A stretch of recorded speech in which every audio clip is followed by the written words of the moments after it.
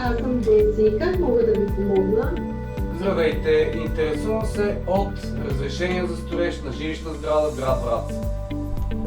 Какъв формуляр ми е необходим да попълня? За разрешение за строеж на жилищна сграда в град Враца се подава заявление по образец.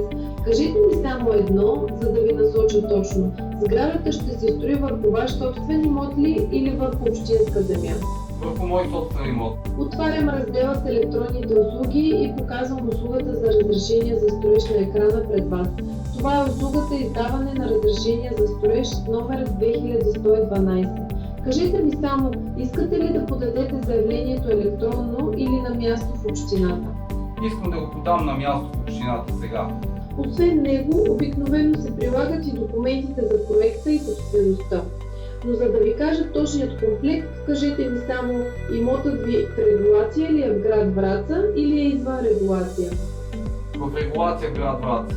Най-важните са документ за собственост или учредено право на строеж, одобрен инвестиционен проект с 2 комплекта и договор в нотариална форма с собствениците, ако строите в съсобствен имот. Кажете ми само това, имотът е само ваш или има и други съсобственици? Само мое, благодаря ви. Чудесно, радвам се. Мога ли да помогна с още нещо? Не, благодаря ви, това е достатъчно. Желая ви успешна процедура. Благодаря ви много.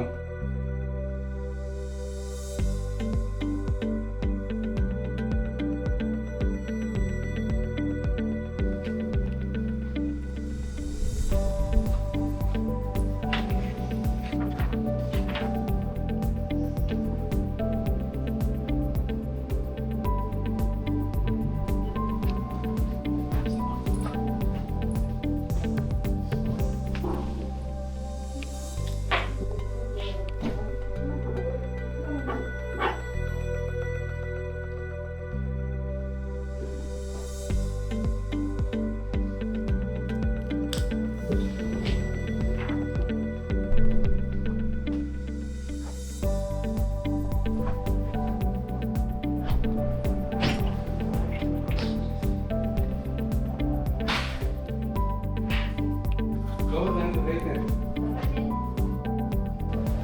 Добър. Искам да подам заявление за издаване на разрешение за строеж в град Враца. Бихте ли проверили дали вашата колежка Теси ме е консултирала правилно за попълване на необходимите данни? Да, всичко говорим коректно.